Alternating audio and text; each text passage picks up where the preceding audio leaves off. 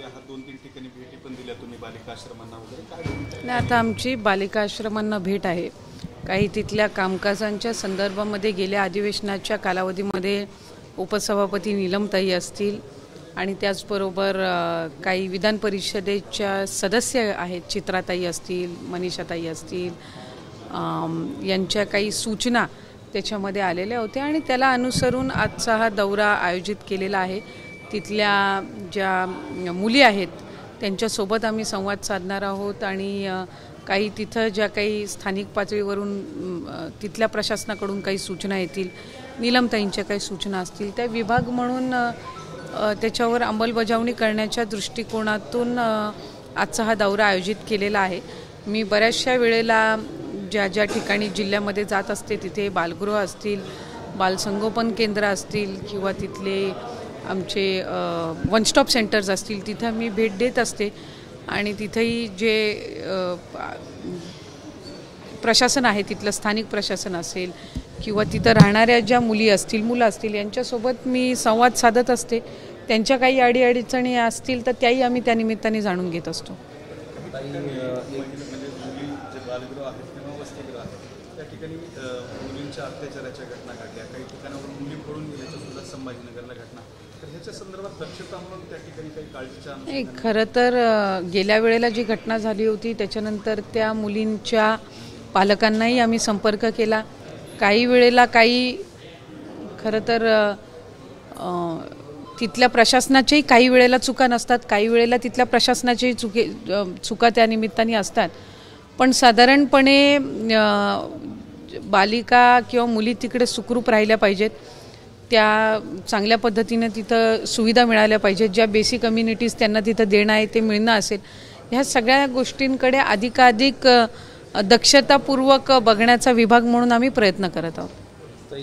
लाडकी बहीण लाभार्थीमध्ये सुरुवातीला 2.63 कोटी इतकी संख्या होती बहिणींची पोर्टलवर. आता ती पोर्टलवर केवळ 1.6 कोटी दिसते, म्हणजे जवळपास 1.5 कोटी लाभार्थी गेले कुठे. ज्या गोष्टीचा तुम्ही उल्लेख करताय ही कुठल्या तरी एका रँडम पोर्टलनी फेक तयार केलेली बातमी आहे आणि माझी प्रसारमाध्यमांना मनापासून विनंती आहे की आपण एखादी गोष्ट आपल्या वर्तमानपत्रामध्ये किंवा आपल्या माध्यमांच्या म्हणजे चॅनल्सवर दाखवत असताना त्या गोष्टी क्रॉस व्हेरीफाय करणं आपण फार गरजेचं आहे. हे 1.5 कोटीचं रजिस्ट्रेशन तुम्ही दाखवताय हे गेल्या वर्षीच्या जून-जुलैचं आहे आणि आपण कुठल्या तारखेची बातमी सर्क्युलेट करतोय, कुठल्या तारखेची बातमी आपण आत्ता प्रसिद्ध करतोय, ह्याला कुठंतरी सगळ्या गोष्टीचा एक अभ्यास त्या निमित्ताने झाला पाहिजे. कारण आपण लोकांपर्यंत चुकीची माहिती पोचवतोय, विनाकारण पोचवतोय. मुळात 2,63,00,000 हे रजिस्ट्रेशन होतं. 2,63,00,000 कधी लाभार्थी नव्हते. 2,63,00,000 हे रजिस्ट्रेशन आणि आम्ही हे किमान 50-100 वेळा तरी आत्तापर्यंत कदाचित माध्यमांसमोर पण बोलून झालेलं आहे. आम्ही प्रत्येक मेळाव्यामध्ये सुद्धा राज्याचे मुख्यमंत्री फडणवीस साहेब असतील, उपमुख्यमंत्री एकनाथजी शिंदे साहेब असतील, आदरणीय दादा असतील, विभागाची मंत्री म्हणून मी असेल, आम्ही त्या ठिकाणी उल्लेख करतो आणि आजही आमच्या लाभार्थ्यांची संख्या 2,30,00,000पेक्षा जास्तीच आहे, ती काही त्याच्यापेक्षा कमी नाही आहे. मूळ रजिस्ट्रेशन 2,63,00,000 होतं, त्याच्यातलं फिल्टर होऊन म्हणजे त्याच्यातले जे अपात्र असतील, कधीच त्या योजनेमध्ये पात्र असणारे नसतील, स्क्रुटिनीमध्ये असतील, हे त्या ठिकाणी करून सुद्धा वेगवेगळ्या विभागांची ज्या वेळेला आम्हाला माहिती मिळते ती आम्ही क्रॉस व्हेरीफाय करत असतो आणि कधीही म्हणजे आत्ताच्या गेल्या 6 महिन्याच्या कालावधीमध्ये 2,25,00,000 2,30,00,000च्या खाली कधीच लाभार्थी आलेले नाही आहेत. यंदाच्या महिन्याचं आम्ही ऑगस्ट महिन्याचं DBT केलं आहे, त्याचाही आकडा आम्हाला त्या ठिकाणी 2-3 दिवसामध्येच येईल. त्याच्यामुळे माझी माध्यमांना विनंती राहील की आपण ह्या सगळ्या अशा पद्धतीच्या बातम्या आपण न्यूज चॅनल्स किंवा अशा पद्धतीचा संभ्रम निर्माण करण्यापेक्षा त्याची वास्तविकता आपण बघून घेणं हे नक्कीच गरजेचं आहे. ताई, पडताळणीनंतरचा आकडा काय आहे आणि पडताळणीमध्ये अनेक जणांची नावं म्हणजे एकाच कुटुंबातली 4-4 आहेत, ती कमी झालेली आहेत, वाहनं आहेत, जे काही निकष लावले आहेत त्या निकषाच्या आधारावर पडताळणी केल्यानंतर एक तर निकष जे आहेत ते लाडकी बहीणचे कधीच बदललेले नाही आहेत. सुरुवातीपासून जे निकष आहेत ते त्याच प्रमाणामध्ये आहेत. प्रत्येक विभागाकडे आपापली एक रजिस्ट्रेशन असतं, प्रत्येक विभागाकडे आपापला एक डेटा असतो. जसं अन्न व नागरी पुरवठ्याचा आहे, किंवा कृषी विभागाचा आहे किंवा माहिती व तंत्रज्ञान विभागाचा असेल, परिवहन विभागाचा असेल, हा जो त्यांचा डेटा असतो याचा कुठल्याही दुसऱ्या विभागाला ॲक्सेस असण्याचं काही कारण नसतं.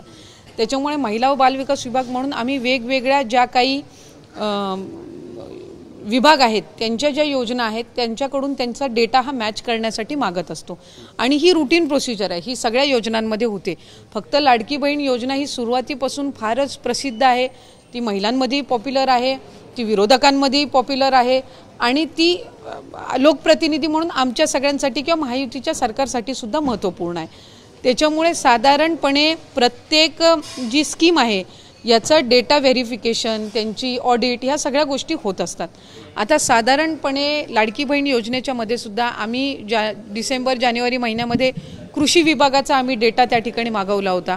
म्हणजे आम्ही मागवला होता खरं तर ऑक्टोबरच्या आधी, पण मधल्या कालावधीमध्ये आचारसंहिता होती विधानसभेची, त्याच्यानंतर आम्हाला तो डिसेंबरच्या अखेरीस जानेवारीच्या पहिल्या आठवड्यामध्ये प्राप्त झाला. मग त्याच्यामध्ये जे नमो शेतकरीचे लाभार्थी होते ते आम्ही लाडकी बहीणमधून त्यांना 500 रुपये आणि नमो शेतकरीमधून 1000, म्हणजे एकूण त्यांना 1500चा लाभ अशा पद्धतीनं त्यावेळेला रुजू केलं.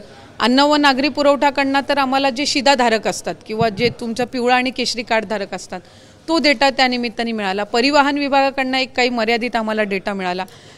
IT चा म्हणजे इन्कम टॅक्सचा आम्ही डेटा केंद्राकडून मागवला होता, तो आम्हाला या आठवड्याभराच्या कालावधीमध्ये ती एक आम्हाला अपेक्षित आहे की त्याचं एक इम्प्लिमेंटेशन विभागाकडून त्या ठिकाणी होईल.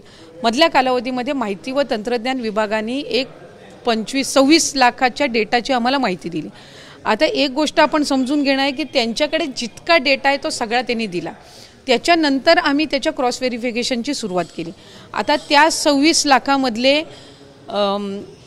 2,63,00,000 जे काही रजिस्ट्रेशन झालं होतं याच्यामध्ये सुरुवातीच्या कालावधीमध्येच अपात्र झालेले पण अपात्र ठरवलेले पण बरेच आहेत, कारण तो एक डेटाचा चंक आहे. तर त्याच्यातले त्या 26 लाखामधले 26 लाख काही बाद नाही झालेले आहेत. त्याचं आम्ही क्रॉस व्हेरिफिकेशन ती प्रोसिजर आम्ही केलेली आहे. अंगणवाडी सेविका, मदतनीस या ग्राउंड लेवलवर जाऊन त्यांनी प्रत्येक ठिकाणी व्हेरीफाय केलेलं आहे आणि ते आमच्याकडे साधारणपणे या 1-2 ह्या एखाद आठवड्याच्या कालावधीमध्ये ते सगळंच आमच्याकडे जे काही एकत्रीकरण आहे त्या सगळ्या जिल्ह्यांचं रिपोर्टचं तेही आम्हाला प्राप्त होईल आणि त्यानुसार जे पात्र लाभार्थी आहेत त्यांना लाभ त्या ठिकाणी सुरू राहणारच आहेत आणि त्या डेटामधले जे अपात्र आहेत जी काही असतील 2-4 लाख 5 लाख जी काही असतील त्यांना निश्चितपणाने त्यांचा जो लाभ आहे तो त्या ठिकाणी जो थांबवण्यात आलेला आहे तो कंटिन्यू तसाच राहील, म्हणजे तो पुढेही थांबवण्यात येईल. मराठवाड्यामध्ये आम्ही जेव्हा माहिती घेतली तेव्हा 1.25 लाखचा जो डेटाबेस आहे पडताळणीच्या काळामध्ये ते वेगवेगळ्या योजनांचा लाभ घेत आहेत म्हणून आता त्यांचे पैसे मिळणार नाहीत.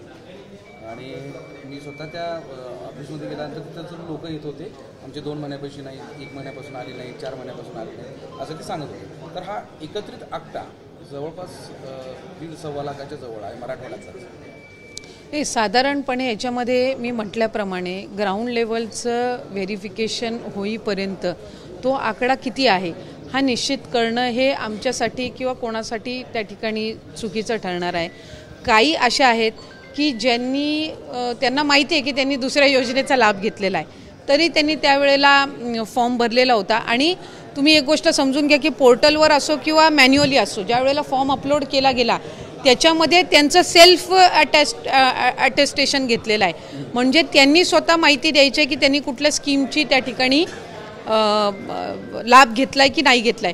आता आम्हाला जो डेटा वेगवेगळ्या विभागाचा मिळाला तो आम्ही इंटिग्रेट केला, म्हणजे तो आम्ही आमच्याकडे जे रजिस्ट्रेशन झालं त्याच्यामध्ये आम्ही तो इंटिग्रेट केल्यानंतर आम्हाला लक्षात आलं की बाबा ही लाभार्थी जी आहे ही नमो शेतकरीची पण लाभ घेते आणि लाडकी बहीणचा पण लाभ घेते. मग आम्ही त्यांना लाडकी बहीणमधून 500 आणि नमो शेतकरीचा जो 1000 आहे तो त्या ठिकाणी चालू केला. संजय गांधी निराधारचा फिक्स डेटा आहे, त्याच्यामुळे त्याच्यामध्ये जसा त्यांचा बऱ्याचशा वर्षापासून ती असणारी स्कीम आहे त्याच्यामुळे त्यांचा डेटाचं कन्सॉलिडेशन त्या ठिकाणी आहे.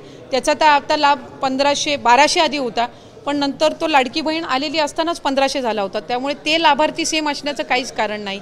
काही असे होते ज्यांची 4 व्हीलर होती त्यांचा डेटा परिवहनकडे नव्हता, त्याच्यामुळे ही ग्राउंड लेवलची स्क्रुटिनी केलेली आहे. आणि मला खात्री आहे की जे अपात्र ठरतील त्यांना माहितीच होतं की कालांतराने ते अपात्र होणार आहेत. शेवटी आपण ज्या वेळेला फॉर्म भरत असतो त्यावेळेला आपल्याला माहिती असतं की आपण कुठल्या तरी स्कीमचा फायदा म्हणजे आपण लाभ घेतोय आणि तरीसुद्धा आपण हा फॉर्म भरलेला आहे. त्याच्यामुळे असं काही नाही आहे की ते त्यांच्यासाठी पण अनपेक्षितपणाने राहणार आहे. शेवटी तो डेटा व्हेरीफाय झाल्यानंतर सरकारी जे कर्मचारी आहेत त्यांच्याकडून ती रक्कम वसूल करण्याचा निर्णय हा विभागाने घेतला, शासनाने घेतला. मंत्रिमंडळाच्या बैठकीमध्ये सुद्धा राज्याचे मुख्यमंत्री आणि दोन्ही उपमुख्यमंत्री मंत्रिमंडळांसमोर त्या ठिकाणी तो आम्ही ठेवला आणि त्यानुसार सरकारी चलांच्या माध्यमातून ते राज्याच्या तिजोरीमध्ये येण्याची प्रक्रिया ही त्या ठिकाणी सुरू आहे. त्याच्यामुळे कुठल्याही पात्र लाभार्थ्यावर अन्याय होऊन देणार नाही ही दक्षता विभाग म्हणून आम्ही घेतो. शेवटचा एक छोटासा की पर्सेंटेज काय असेल किंवा मी आपल्याला म्हटलं की मी आपल्याला म्हटलं की साधारणपणे त्याच्यामधली वेग स्टेटमेंट करणं हे मंत्री म्हणून सुद्धा माझ्या पद्धतीनं मला वाटतं ते योग्य राहणार नाही. पण कुठलीही योजना जर असेल आपण समजून घ्या की त्याच्यामध्ये काही प्रमाणामध्ये काही पर्सेंटेजमध्ये एरर हा होत असतो, पण त्याच्यामध्ये स्क्रुटिनी हा दरवर्षीची ही साधारणपणे प्रक्रिया आहे आणि ती फक्त लाडकी बहीण नाही, ती सगळ्या स्कीममध्ये होते.